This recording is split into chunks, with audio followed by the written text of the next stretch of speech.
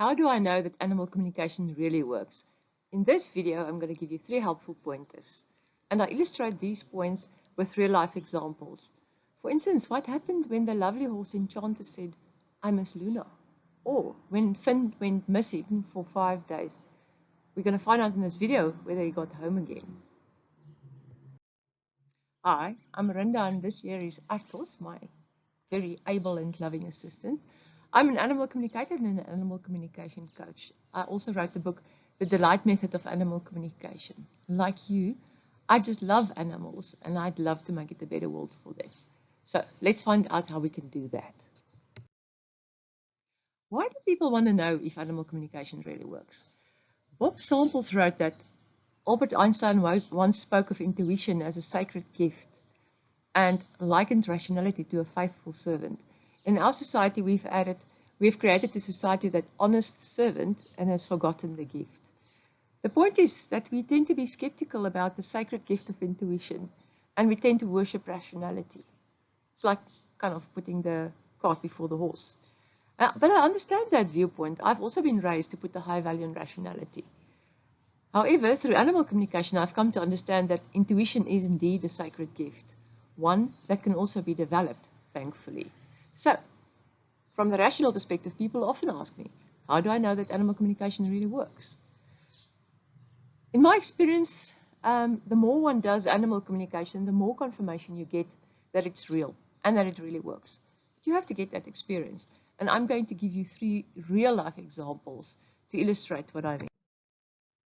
The first way that I know it really works is that I get feedback that confirms the details that I got from the animal. So if you do a conversation with an animal and you give feedback to the animal's mum, and they can confirm details for you, you know that you've been communicating with that animal. One example is that Carla asked me to chat with her horse Enchanter, a lovely horse. One of the things Enchanter mentioned during our conversation is that she missed a friend called Luna. I gave Carla that feedback, and she was kind enough to give me the feedback that there is indeed a horse called Luna at the farm where Enchanter lived previously.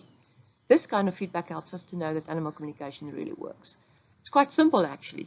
If you have a conversation with a horse and the horse tells you that she misses her friend Luna, and you then establish that there was indeed a horse called Luna on the farm where Enchanter previously lived, then you know it's confirmed.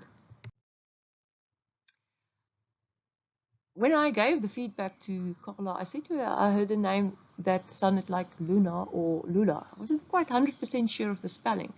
But you know what? It's best not to worry about that kind of thing. The key point here is not to worry about the exact spelling, but to figure out how we can help the horse based on the feedback that she gave. Since we could confirm that there was indeed a horse called Luna in Enchanter's past, we knew that Enchanter missed her. So, how do we help Enchanter? I recommended that Carla give Enchanter an update on how Luna is doing to reassure Enchanter and to help her cope with the longing for Luna. Sometimes a horse or a dog just wants to know that their previous friend is okay. The second way you know that animal communication is real is you get positive results. On 14 April this year, my dear animal communication buddy Mayu let me know that Finn, a dog of a friend of hers, has been missing for 5 days. And Finn's mum was getting very worried about him. On the same day, Mayu and I did a communication session with Finn.